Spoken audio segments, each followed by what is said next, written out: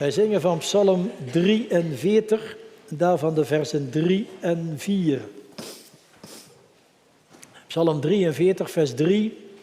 Zend, Heere, uw licht en waarheid neder. Afhankelijk, waarheid hebben we niet. In geest en waarheid aanbidden lukt ons niet. We hebben er van nature geen behoefte aan, geen besef van. Maar als God zijn geest, zijn licht en waarheid neerzendt, dan wordt het anders. En breng mij door die glans geleid tot uw gewijde tenten weder. Dat is de tabernakel of de tempel. Maar niet in Jeruzalem. En helemaal niet op de Gerizim. Maar het is Christus die de uiteindelijke vervulling daarvan is. Mag ik dan bij hem terechtkomen? Bij die doorboorde voeten.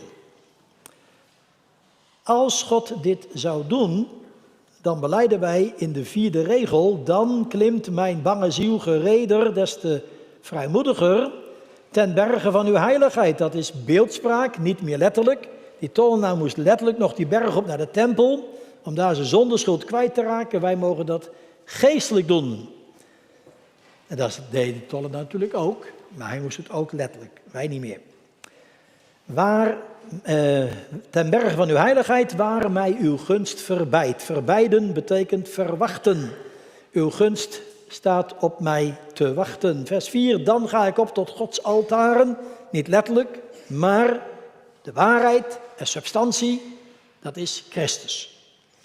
Dan zal ik juichend stemmen snaren, ten roem van zijn goedheid paren. Doen samen stemmen. Die na kortstondig ongeneugd allerlei moeite, verdriet, zonde, mij eindeloos verheugt. Zou die vrouw dat wel kunnen zeggen of niet? Mij eindeloos verheugt. Ik geloof het vast. Mag u het ook zeggen? Mag jij het ook zeggen? Psalm 43, de versen 3 en 4.